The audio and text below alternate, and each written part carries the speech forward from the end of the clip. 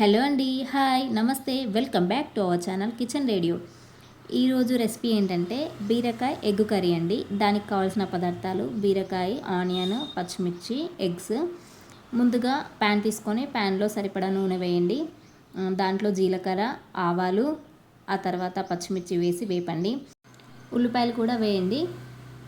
దాంట్లో ఒక half tea spoon కంటే తక్కువగా కొద్దిగా సాల్ట్ వేసి ఉల్లిపాయలు కొద్దిగా దూరగా వేపిన తర్వాత హాఫ్ టీ స్పూన్ పసుపు కూడా వేయండి.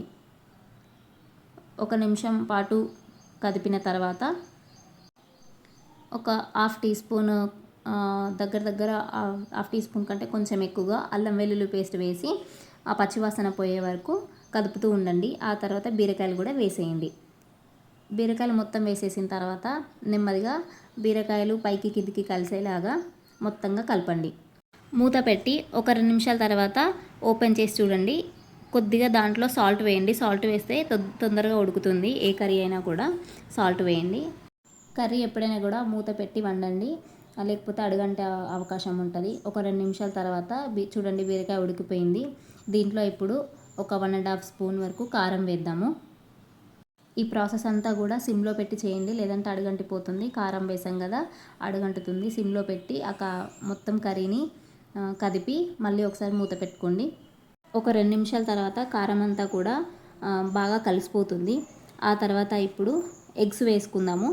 ఒక్కొక్కటిగా ఒక్కొక్క ఎగ్ని సపరేట్గా అక్కడొకటి లాగా వేయండి. మొత్తం కదపకండి.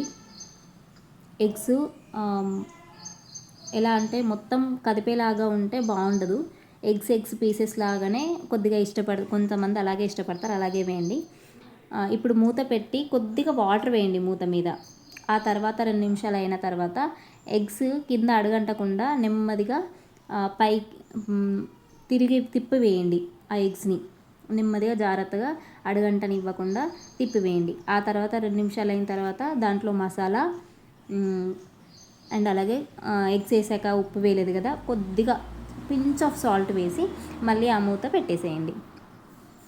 దెన్ ఆ 2 నిమిషాలు అయిన తర్వాత మళ్ళీ ఒకసారి ఎగ్స్ని మళ్ళీ పైకి కిందికి కదుపుతూ మొత్తం కూడా కూరనంతా కలబెట్టేసి ఇప్పుడు చిన్న పీసెస్ లాగా ఇప్పుడు చేసుకోండి. ఆ ఎగ్స్ని చిన్న పీసెస్ లాగా కట్ చేయండి. మొత్తం స్మాష్ లాగా చేయొద్దు. ఎగ్స్ని చిన్న పీసెస్ చేసి ఆ తర్వాత కొత్తిమీర వేయండి. కొత్తిమీర వేసి ఇంకొక 2 మినిట్స్ అయితే మన కర్రీ అయిపోతుందండి.